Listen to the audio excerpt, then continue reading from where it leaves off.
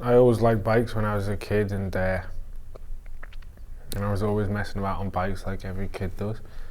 When I got a bit older, I heard of a bike league, and I went down to that, and I found out I had an enjoyment for actually racing my bike. I was racing on a BMX against road bikes and that, and wasn't doing very well. I said to my mum, "Well, if I have a bike like the others, then I might be able to compete." Got one for my birthday. Long story short, went down the next day and won, and I went from there. I got better and better, and then when I was about 13, 14, I was kind of not just the best, but I was like so far ahead of everybody else in my age that I kind of knew I was pretty good. I was training with the junior team, junior GB team. I was 13 years old, and I knew then that I was pretty good. But it's about applying yourself the whole way, and you can take that talent, but you have to work on it to become a professional. And so I worked on it for 8 years and finally became professional. So I've never been one to shy away from the facts, or whether it's to do with other people or myself, and I know what it takes to do something. I'm not ever going to dream about something, and so I knew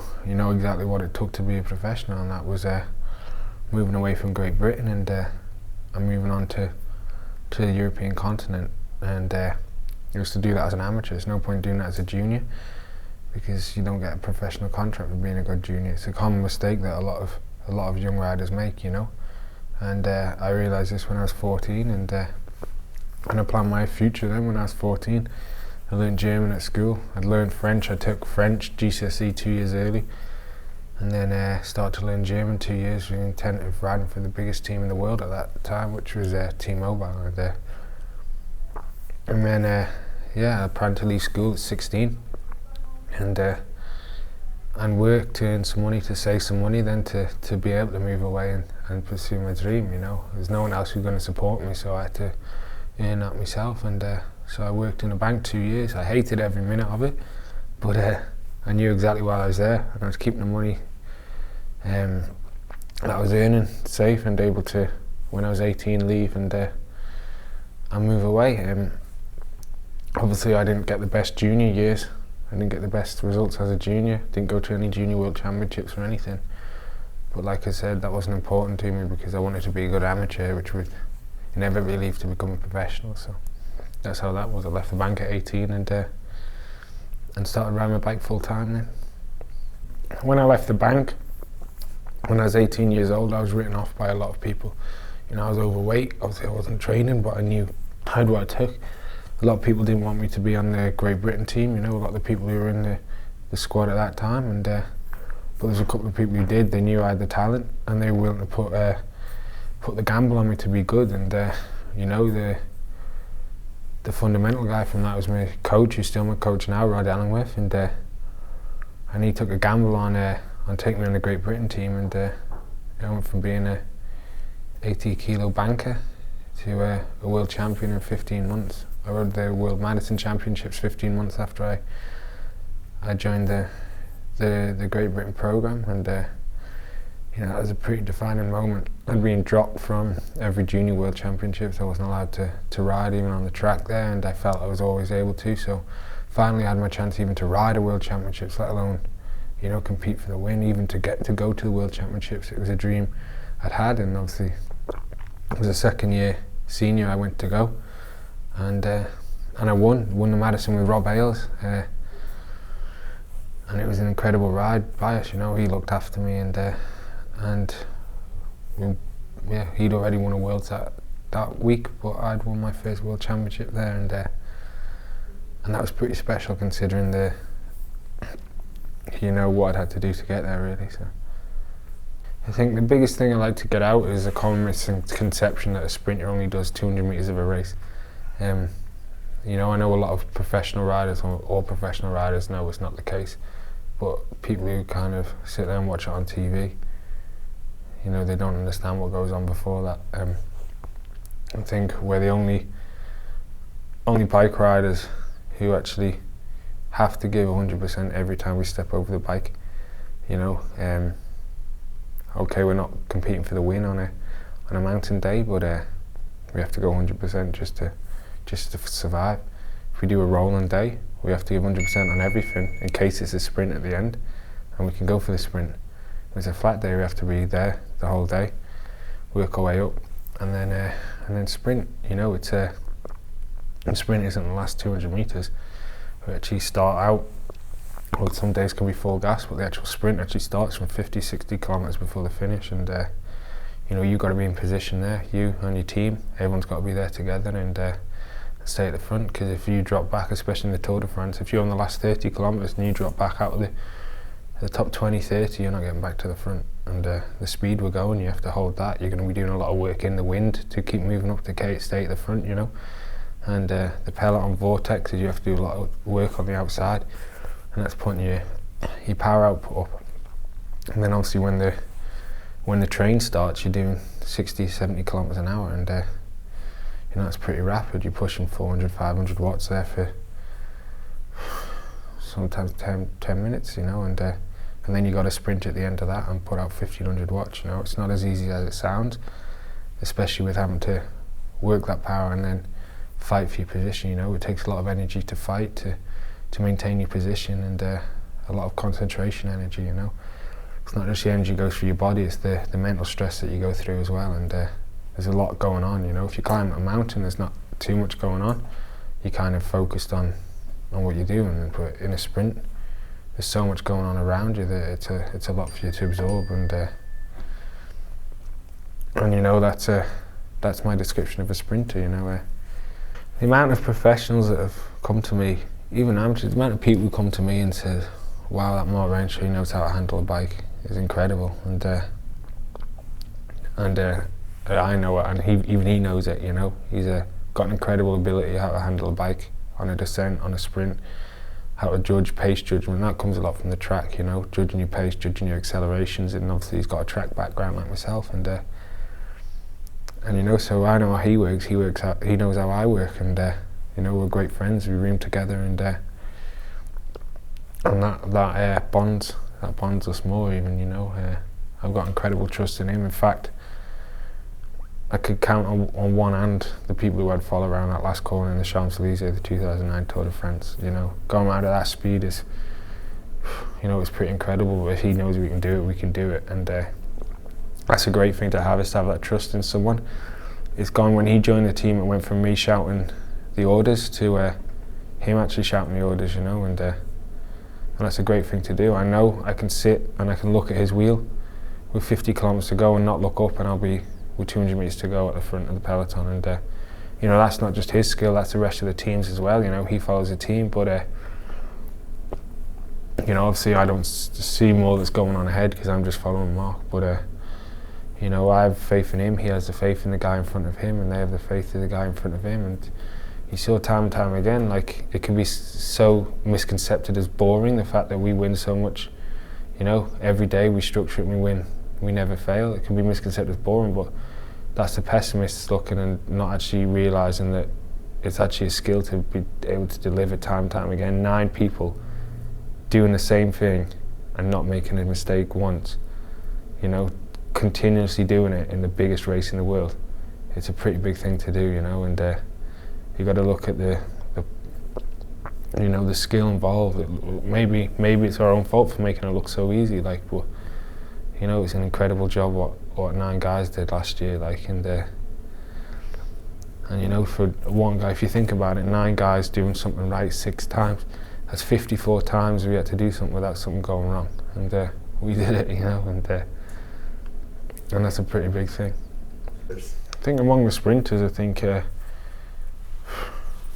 you know, we all kind of get on well. We all know each other's positions. You know, there's a lot of riders. You know, some of the shit riders don't actually realise the pressure it takes to kind of win races. You know, and it's kind of them ones that don't give the respect that's deserved to guys who do something. You know, and but all the guys who are actually quite good, they all have respect for each other. You know, whether we're a sprinter, climber, time trialist, even domestiques. You know, the people who are good, we all have respect for each other, and so that's okay. You know, and yeah, especially among the sprinters, I think okay, it's got to be hard, but you know, I get maybe a lot of shit for my personality and that maybe, but I never get criticised for my bike riding, which is quite a big thing, you know. I think that's probably why I get, you know, there's no way to knock.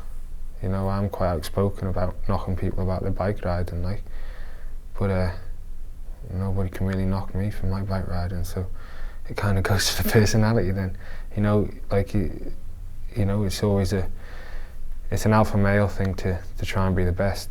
The way you be the best is to, you know, you got to mentally challenge people as well as physically challenge people, and if you can find a weak spot, you got to target that. Normally I can find a weak spot in other bike riders' ability, not necessarily because they're bad, but because, you know, with my situation with my team and myself, you know, it's pretty easy for me to do that.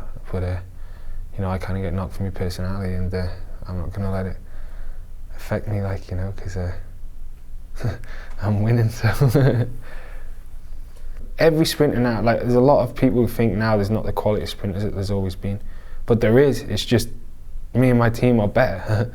Do you get what I mean? It's like, we're not once in a year team, we're a once in 2 or 3 generation team that presents things, you know. The sprinters that are around now, Tom, Tor, Oscar, they're as good as sprinters as there's ever been, you know. They're sprinting at higher speeds. The teams are more organised. They're incredible guys, and if you watch the Giro d'Italia 2010, there's different guys winning every sprint because there's that quality of depth in the sprints. They're big sprints. It's not like, but the fact is, when I come along with my group of guys around me, it's not that we're the level that sprinters have always been and there's no one to compete. Those sprinters are the level that everyone's ever been. We're just taking it a step further, and we're not a once in a generation, not even a once in a generation squad. Where there's maybe 2 or 3 squads in the past that have ever come close to being as dominant as we are, you know. And you've got to see it like that. Tom get on fine. I mean, every riders get on fine, you know. Obviously, the pressure of races puts a lot of strain on patience with people, patience towards me, and my patience towards other people. And you know, it's highlighted in races in the past, but you know, everyone gets on well off the bike, you know. We all do the same job. We all respect how hard it is to do our jobs, and I know, so it's good. Northland, I was still kind of emerging then. You know, after Scale the Price, I won Scale the Price 2007, and it was my first ever win as a pro. I'd been pro 3 months, and then yeah, I won 11, 12 races that year. So it's kind of known, guys knew I was fast, but then that year after, you know, it was kind of still kind of emerging. So you know, obviously, no one likes to lose a race like Tom did, you know, and but no, it was okay. It was all in fun, and no, it's been good. So this is the first time I've actually seen the profiles of the flat days, you know. They never show the profiles of flat days, you know. They only ever show the profiles of the mountain stages until like a month before. Really, it's kind of like, so you kind of don't know. They might show the profiles of 10 stages, but then there might only be the other ones that might have a hill, right? Not a hill, but they might be flat and then finish up a hill, and you don't actually know that until you get the. You know what I mean? It's like, it's weird. So you might think that, okay, they show when I sit and watch the presentation in October, they show 21 stages, but they only show the profile of 10 of them. Like, so you think, oh, there's 10, and there's automatically assume, oh, there's 10 flat days, but there isn't, you know? And so this is the first time it's quite good, this thing. So, you know, it's even a shame that they don't have time bonuses in the Tour anymore, because, you know, the prologue's not too long for me to get a good result in it. With time bonuses, you know, could be possible to wear the leader's jersey, and well, that's not going to happen this year, but for sure I'd like to get a grip on the green jersey in the first couple of weeks, especially in them first days. Obviously the first road stage to Brussels is big, and then even the next day is to Spa. It finishes round where Liège and that is. It's pretty hard, but you know, with the freshness you might have in the second days of the Tour, it's not too different to the Monaco Brignoles stage last year, you know, and you know, we might see how that goes. It would be hard, but you know, for sure Tour will get over them climbs, so I'm going to have to as well. And then obviously, yeah, it's going to be important to the Arenberg with the cobbles and that. I love cobbles. I'm never normally allowed to race because my team's little baby, you know, so I have to be looked after, so I can't race on the cobbles like I want to, but you know, I love it. I love fighting, and I've got an incredible team there that can position themselves for the cobbles as well. So that'd be nice there. Well then, yeah, that should finish with stage 5. It's going to be straightforward bunch of sprints. By this time we should have a you know, quite a firm grip on the green jersey, and obviously everyone will be looking at us to control, as they always do. So there's going to be some tired guys already in my team, you know, but we've got some great guys who can ride all day and are super dedicated, and they showed that last year. Bernie Eisel, Grapsch, riding the whole tour last year, and you know, whoever we bring this year, you know, is going to do the same, and I have every confidence in them that we'll be able to bring back any break and hopefully get a sprint. And yeah, they're just relatively simple. There's nothing really. It's pretty straightforward as I look at it. You know, if you look, it's quite stage 5. It's similar to normal sprint days. It's going to be a fast day all day, and yeah, it should be a straightforward one sprint. Can't overcomplicate things really.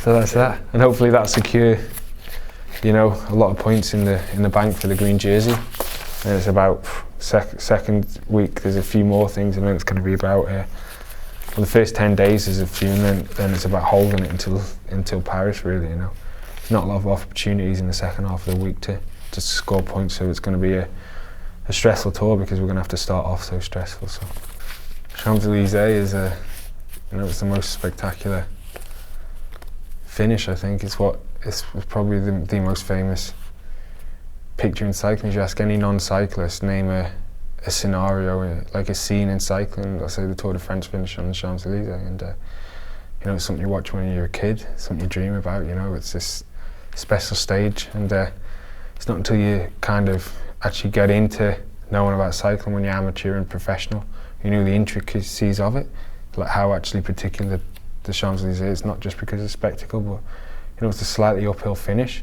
At the end of 3 weeks, it's on pavé. You know, it's quite a particular stage. You know, and it doesn't necessarily suit a fast sprinter. It can suit a strong person, but yeah, that's what makes it special. You know, you got them corners. You got to be focused as soon as we come onto the Champs Élysées and start doing the laps. You know, it's race on. You got to stay focused the whole time and deliver at the end. I was lucky last year, like I always say, that I had my team, my first team I think that's ever controlled it from the start of the circuits to the finish.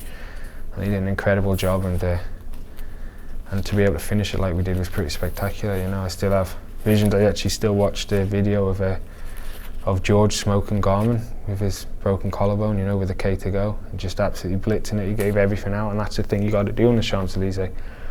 You got nothing else to save yourself for. You know, in every other sprint throughout the tour, you try to save every 5, 10, 1, 2% you can, because you need the energy for the next days. And that's maybe why some days I win by only half a bike or something, you know. Well, it's not because, you know, we're getting tired or something. You only have to win by half a bike. But the Champs Élysées, you know, you have to give 100%. Because you've got nothing to save it for, and you see the team gave everything 100%. George smokes Garmin, and then Mark Renshaw got such a big gap on the last corner. It was impossible to lose. Like, obviously I didn't see that, and maybe it would have been nice to get us closer, you know, at the finish, but I just went full gas, and you see you put a couple of seconds into the peloton, and that's the beauty of the Champs Élysées, that you can give absolutely 100% and show your ability, really. So I think one thing is one thing to say can define both my favourite and least favourite things of the tour, and that's the emotional roller coaster that the tour is. You know, it's not like you're with a group of 8 other riders and, you know, 10, 15 staff, and you know, you go on this amazing journey together, and you know, if you're successful, it's an incredible feeling to be able to share that with people. You know what, you can't quite know what you go through at the Tour de France unless you do it. It's an incredible thing, but you know, in equal measure, that can be a bad thing. You know, it's like one day you're up here, then the next day you're really, really low, and you know, you get a knock like my disqualification in 2009, and you know you have to get back on the bike and carry on riding the next day, and you kind of think sometimes, what for if it's just going to get taken away like that? You know, and that can be a real down point. And but then you get your next win, and you win, you know, in such convincing style with your team and that, with the guys around you, it kind of makes you forget about it and puts you on a high. And that's just the emotions you feel in those 3 weeks is incredible, and it's addictive. Maybe the day you get to Paris, everyone's saying to each other, I'm not doing that again, you know. But after a few days, you know, you can't wait for next year, and that's a great thing. It can be such an emotional roller coaster that you will feel some of the most euphoric things you can feel in your life, followed directly by some of the most disastrous things you can possibly feel in your life. And in equal measure, that gives you the highs and lows of the tour, but it's a beautiful thing to experience.